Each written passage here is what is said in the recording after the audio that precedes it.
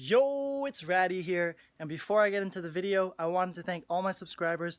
I finally cracked 1,000, and to celebrate, I'm doing a giveaway. I'm going to be giving 2 copies of my Strong in 6 Weeks program online. I'm going to be giving those away to my subscribers, so if you want to win a copy, just leave me a comment down below and like this video. I really appreciate all the positive comments I've been getting over Facebook, over Instagram, over YouTube, and it's really encouraging just to see that people like having to hear what I say, so I like sharing it. Here's to the next 1,000 subs. So what the heck is a poison exercise, and should you be doing them? Everyone should be doing poison exercises, and the reason they're called poison is because they're poisonous. They could easily hurt you and damage you and cause, well, pain. But what most people don't think is that all exercises are like poison exercises. So a poison exercise is something that challenges your body in a range of motion that it's not familiar with, and it's basically aimed to build strength in uncertain ranges of motion. So, for example, if you're walking and your ankle twists, this is now a new range of motion, it's uncertain, and if your body's not used to it, you're going to sprain your ankle and you're going to pop all the ligaments on the side.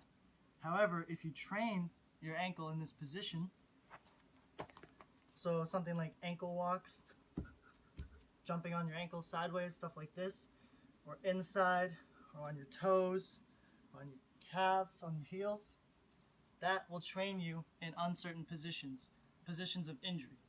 However, the reason it's called poison is because if you've never done something like this and you have really shitty ankle range of motion and you decide to jump and do what I just did, you're probably going to break your ankle. So with poison exercises, you need to start slow and build up so that your joints have extra strength when they're met with challenges in a realistic environment. Another great example of this is something like a squat. Most people say keep the knees behind the toes, keep the knees facing out, and these are all great cues and they work for strength and there's nothing wrong with them.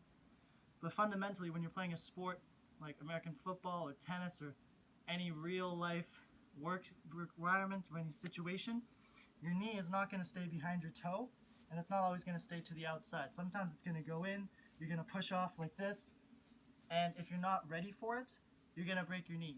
But if you do stuff like inward squats, sissy squats where your knees go really far forwards over your toes, if you do poison exercises that prepare your joints, so like your knees, you're going to have much more robust reliability of your body in any situation.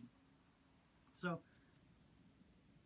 one more example of a poison exercise would be having your wrists on the ground and doing push-ups like this, like this, like this, all different challenging positions. Because if you fall, even push-ups, for some people, push-ups is too much of a poison exercise for their wrist because their wrists are so unconditioned.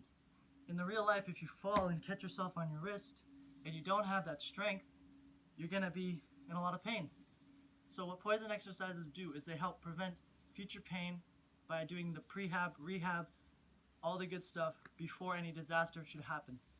If you enjoyed this video, check out some of my other videos. They do cover poison exercises and how you can train your body, especially your wrists and ankles, to help prevent injury and basically go with this philosophy of poison exercises. I want to leave you with one more thought, and it's the thought of a 500-pound squat. Now, let's compare a 500-pound squat to a handstand.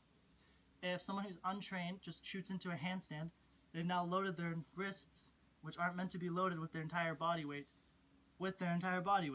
So they're going to have wrist problems, damage, and gradually build injuries and basically have less use of their wrists with comfort. We use our wrists for everything. Like, we need to protect our wrists. You know, whether you're clicking with your mouse or you're doing your texting.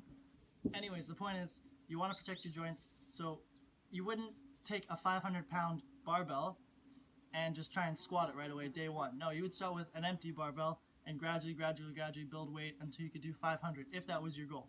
The same thing with the handstand. A lot of people think, okay, it's just body weight, I'll just throw into a handstand. No, it starts first like with a push-up, basic stuff. You can watch my wrist video, and you gotta slowly build it up with poison exercise. It's so easy just to mess up once, and now you have an injury and you have to rehab and start from ground zero. But if you do these progressive poison exercises, you can slowly add strength. Actually, you can really add strength really quickly to your ankles, your knees, your hips, your back especially.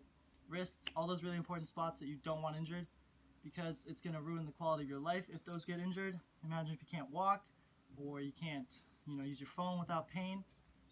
That really sucks. Let me know if you have any questions about poison exercises. I hope I did my job to explain it well enough, and I will catch you in the next one.